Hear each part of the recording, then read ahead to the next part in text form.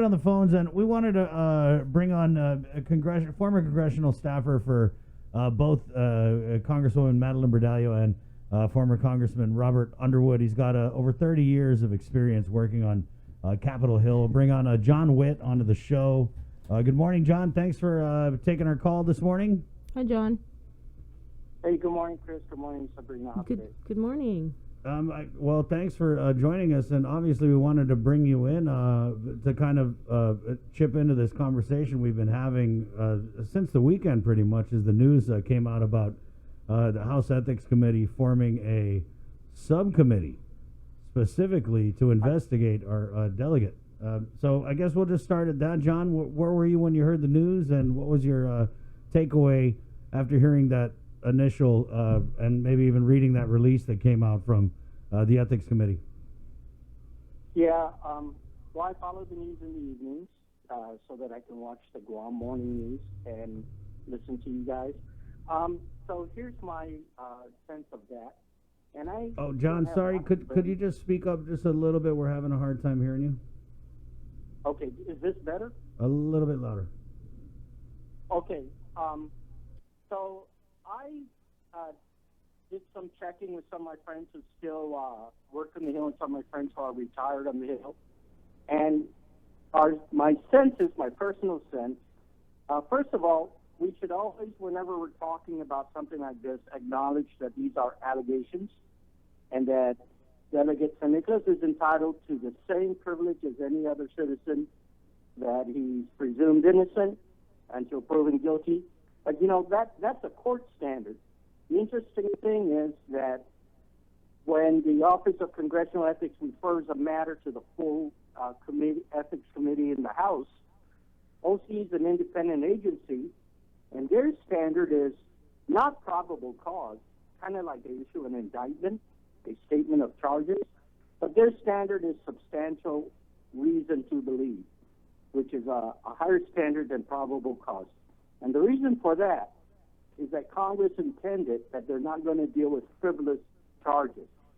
So the first thing to understand is that the charges are not frivolous. The second thing is, the way to look at subcommittees is like with any committee. When you create a subcommittee, it's so that it can put more focus on issues. Now, with the Ethics Committee, if they form a subcommittee on the issue with Delegate San Nicolas, well, if I were Delegate San Nicolas, that would not be something I'm happy with. It means they now have more focus, and they have the ability, it's kind of like a special prosecutor. You know, this is why politicians hate special prosecutors. They can delve into anything and go in any tangential direction, and then report to the full committee. So I think if I were in his shoes, his life just got more complicated. John, I wanted to ask you, so we have the Office of Congressional Ethics, and then they kind of get the complaints, media reports, and they can vet the information, and when they make a determination that there's merit, obviously they forward it over to the Committee on Ethics. But I wanted to ask you, what is the difference between the OCE and the House Ethics Committee, especially the subcommittee? Like, what types of powers do they have that maybe the OCE doesn't? Like, are they able to look into phone records? Can they take phones and, look at stuff that was wiped off it? And how much more authority and ability to really look into things does the subcommittee have compared to the OCE? The subcommittee has way, way, way more authority. The committee and the subcommittee have subpoena powers. Both with the OCE and the committee, it is a federal crime to lie to federal investigators, whether or not it's OCE or the committee. But the way the Constitution works, only the House can take action against House members, not the courts, not the executive. The House is the final arbiter of its own members. And so therefore the Committee on Ethics is actually the only committee that can actually take action. OCE just simply forwards a charge and says that, there's a complaint. We looked into the complaint. We investigated the complaint. This is what we found. And we found substantial reason to believe that House rules were violated. And it always goes back to House rules. because, there may be implications over an FEC violation or whatever. It really goes back to the House's only concern with enforcing its own ethic rules. And so therein lies another problem. It's not like going before a jury and having a reasonable doubt standard. It's a little bit different. They may just not like you. They may just find the whole thing undesirable. That's why a lot of times when members have a serious charge before the ethics committee, that's why a lot of times the member ends up either not running again or retiring or something, because it kind of puts a cloud over you during your service. And if it's very serious, like with the recent resignation of Representative Duncan Hunter, if it's very serious, then members and staffers start to refer to them as dead man walking. It's like it's only a matter of time before the hammer drops. And I'm not implying that that's the situation with Delegate San Nicolas. I'm just saying that's the thing about the House Ethics Committee moving forward that is very troubling. Like Mr. Nicholas is finding out. It's going to be a long time before he can clear his name. Right. Well, based on they're in all likelihood, they're not going to act before the election. And they're they're a very quiet committee. They're not going to respond to media requests. They're not going to respond to nobody. The only statement they put out is the one statement you saw in their press release. And then they're tight-lipped, and they clamp down. And then they do their work quietly. But, again, the thing about a subcommittee then is it's got a singular focus. And so is that good or bad? Well, in my view, it's complicated. Mm-hmm. It just makes it more difficult for Mr. San Nicolas. John, what did you make of his the response here by way of Facebook Messenger to KUAM News? And this ended up being a statement to all the media. And that statement was that the formation of the House Ethics Subcommittee was merely the next step in the process that they need to take to disprove the allegations made against them. So Congressman San Nicolas is kind of pushing this narrative that, like, hey, it's normal. This is what we're supposed to do. So how would you respond to that? Well, he's right in the sense that the next step is for the Ethics Committee to deal with the complaint from the OCE. That's correct. Whether the committee does or does not form a subcommittee, there's various factors, and they're going to be tight about it. They're not a committee known for talking to the media or to whatever, right? So to the extent that it's the next step, he's right. It is the next step. To the extent that you're going to get an answer soon, you're not. You're not going to get anything before the election, because part of it is they tend to pull back before the election, but the day after the election, they tend to, there's going to be a lame duck session. They tend to come back and finish their business. To the extent that, the next speaker is going to want to clear the deck. They may want to clear the deck of all pending ethics issues. So he's correct in the sense that that's the next step is for the Ethics Committee. It's their discretion whether or not to appoint a subcommittee. Whether or not they have a subcommittee, the committee staffers are the investigators. They're professional staffers, nonpartisan, and they would have worked for the full committee or the subcommittee irrespective. But the fact that they're working for a smaller group means that instead of trying to contact all those committee members to make a decision on whether they should do A or B, it's a much easier thing to manage. So based on your experience and your familiarity with the process, are we looking at this taking over 6 months? And well, when we're not going to know anything before the election. That's how they operate. Mm-hmm. Other than saying we're going to investigate it, that's all they're going to say. Mm-hmm. You And when can get nothing out of them. But after the election, in the lame duck session until the next Congress is seated, they're going to try to wrap up their work. Mm-hmm. In some cases, like some members, it gets kicked over to the next Congress because, the issue is so broad. Duncan Hunter comes to mind. But in many cases, they try to resolve it in the same Congress as when OCE referred the matter. They try to, clear the agenda before the next Congress. Mm-hmm. And, you know, is that good or bad? Who knows?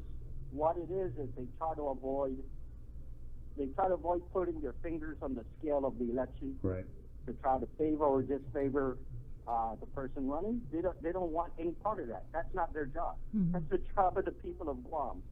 Their job is simply to take the complaint, evaluate it, and Mr. San Nicolas is right. This is his chance to go before the committee, present his own arguments, his own evidence, his own statements, his own witnesses, and it's up to the committee. And it's like going before a jury. You know, you cannot predict what they're going to do. You just can't. Hey, But John. didn't he have that opportunity when Yeah. it was?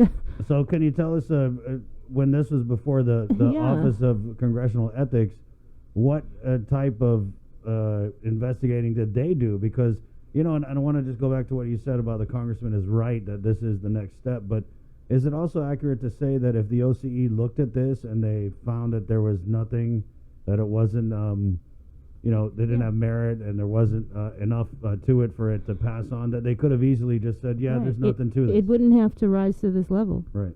Is that accurate to say? The OCE's job with the complaints they receive, which is a different channel from the complaints the Ethics Committee receives directly from other members, the OCE's job also includes receiving complaints from the public at large. Okay? So one of the things they're supposed to do is they get complaints and they whittle it down. This stuff is baseless. This stuff is probably only politically motivated. We can't find any supporting evidence. Beyond that, that's all their job is to issue a report and forward it to the Committee on Ethics. So that's what they've done. And they've done that in this case to say we have substantial reason to believe that House rules were broken. And we did these interviews, and this is... So their product, beyond the report they write, and you can read their report online, beyond the report they write, they have backing it up transcripts of interviews and stuff like that. That's what the Ethics Committee staff will go through. They'll read everything. They may re-interview people. It may point to new information. And that's why the Committee on Ethics takes it up themselves to see if there's anything more they want to know. And this is also why that members tend to keep their powder dry and say, well, if they're going to forward it, they're going to forward it, and we'll give our information to the Ethics Committee. And John, That's not unheard of. right. At the end of this, though, it's all going to be made public, right? At the end of this, the decision of the committee will be made public. Their rationale, if they decide that the member violated House rules, the sanctions will be made public. It's all going to be done in public when they reach a conclusion. What about? And again, it's impossible to know what their conclusion is going to be. But meantime, you know, is Mr. San Nicolas going to run again or not? That's his decision.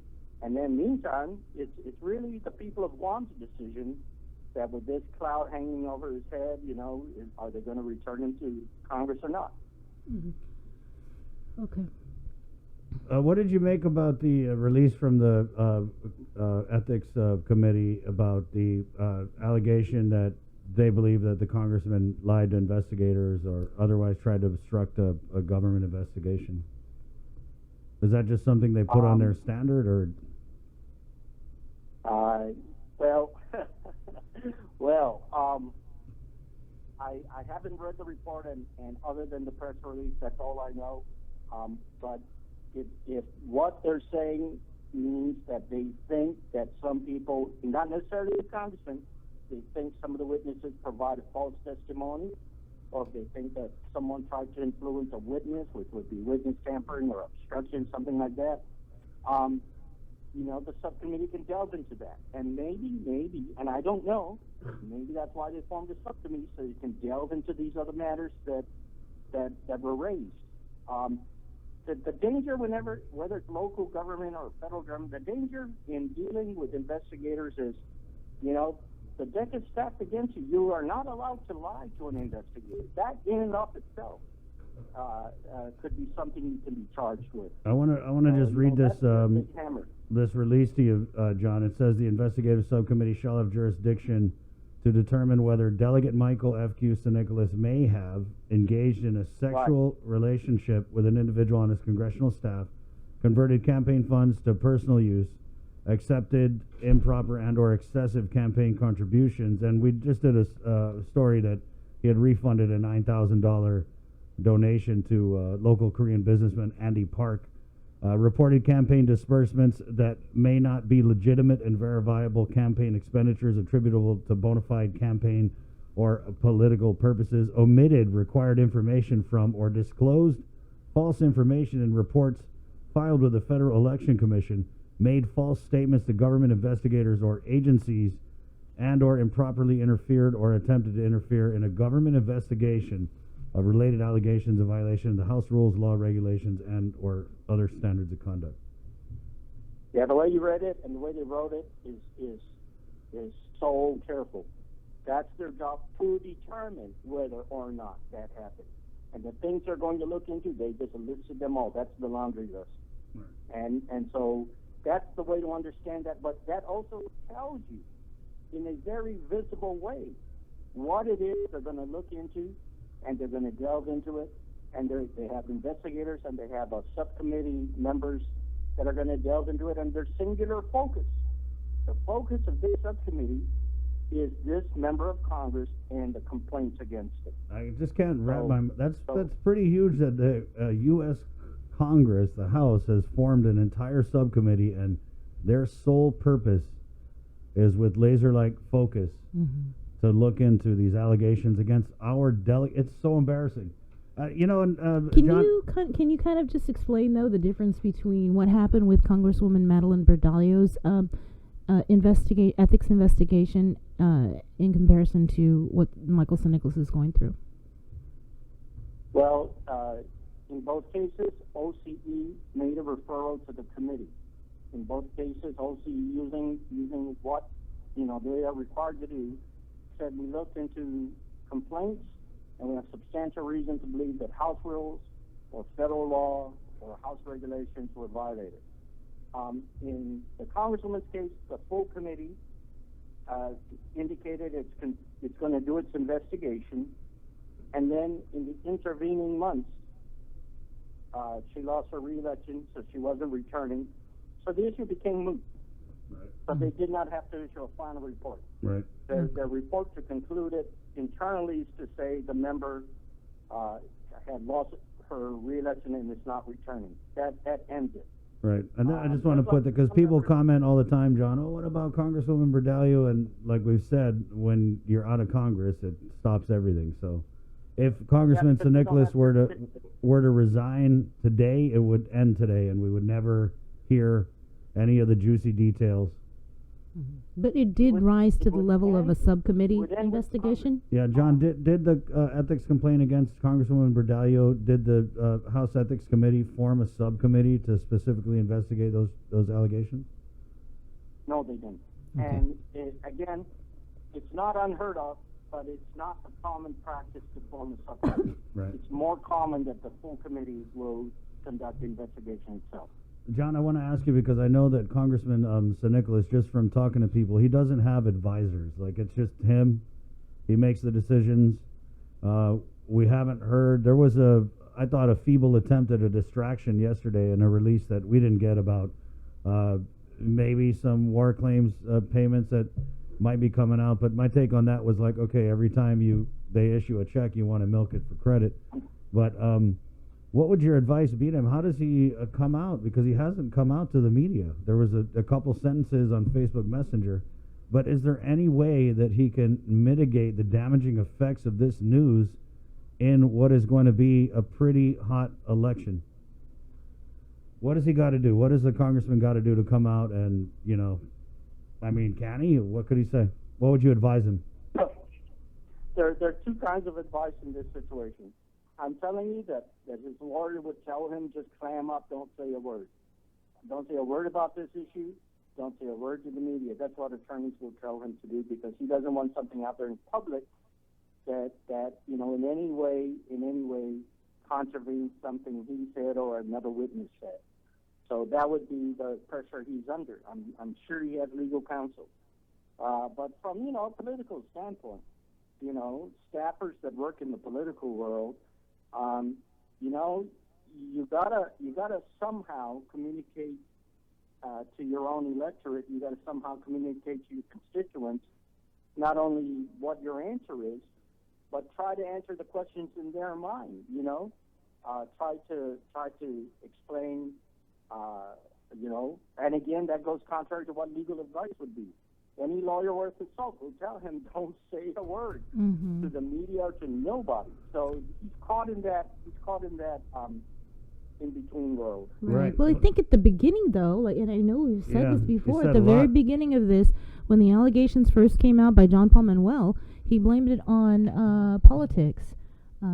Basically, that his own party was basically trying to sabotage him. A vast left-wing conspiracy. That there was an active FBI investigation into government officials. Yeah, John. I mean, but nothing is stopping him from coming out and saying, "Hey, I didn't do it again. It's not true. We're gonna find out. Hang in there." Well, in fact, he's saying that. In fact, he's saying that it's not true. You got to give him the benefit of the doubt in terms of we're all presumed innocent. But at the same time, I will say this as a person that himself has found himself in legal trouble. I've got to say this, that for politicians to say it's just politics, it's what they always say. Go back to any politician ever been in trouble on Guam. They always say, that's not unique to Guam. That's unique to the whole U.S. system. Any politician worth his salt is going to say it's politics. The second thing they're always going to do, and I always used to train my own staff on this, and I used to drill it into them, is remember, when the going gets tough, they're going to blame you. So do what you need to do to make sure that we don't do something that we're going to regret. And, I've always urged our press releases to be honest. I've always urged that staffers tell me if the congressperson is trying to do something that they shouldn't be doing. And so, and with regard to the FEC, whether or not you have someone you hired to do the paperwork, to write up your report, it's still your report. You have that responsibility. It's kind of like your financial disclosure. Right. Many members use outside counsel to put it together, but it's still your disclosure. John, let me ask you. You're responsible. Right. That's the way it works. Let me ask You're you. not the first person ever to say that in the history of the United States. With this Federal Election Commission thing, so one of the allegations that the committee, the subcommittee will be looking at is an over-the-limit $10,000 donation from a local Korean businessman who's also a member of the Korean Chamber of Commerce. Andrew Park gave $10,000 to the congressman. I don't want to say allegedly because in February we looked at the congressman's Federal Election Commission filings, and he refunded $9,000 to Andy Park. And so I guess my first question is that totally normal? And then the second one is, how is that not an admission that you did in fact accept an over-the-limit donation? Well, his explanation of that is to say his campaign staff did something they shouldn't have done. And that's why I say when the two things is you're ultimately responsible, and secondly, we know that you're going to blame staff anyway, okay? And so I can give you an example. When I was working for Congresswoman Vergallo, early on we once got a large cash donation in cash. And what I did is I called the SEC to say, I know that the donation comes from several people, but they funded it together and they put it as one cash donation because that kind of cash you cannot accept. So they gave me guidance on how to make it correct by going back to the donors and saying they're going to have to give us full information and a money order for each of these donations. So, we report and say, help, we need help, what do we do? That's very different from not knowing about it, then saying we discovered it later and it was campaign staff that did that. Do you believe that? That's where the voters come in. Do you believe that? And if it were all legit, why did you refund it? Right. So that's something you're not going to have an answer to before November. But that's something where, where the facts are just sitting there, and you're going to have to make your own determination. Does that sound right? Well, John, we definitely thank you for your insight. And now that I got your number again, we'll fold you into the show here as this thing goes on. And then, you know, I think you provide a very interesting perspective that we don't already have on this show. So thanks for the call, John. Thanks, John. And next time I'll call you, okay? You send me the bill. All right. Thanks, John. Bye, Wash John. your hands. Oh, there you go. Pretty interesting. Over 30 years of experience working on Capitol Hill. John Whitt, a former congressional staffer for former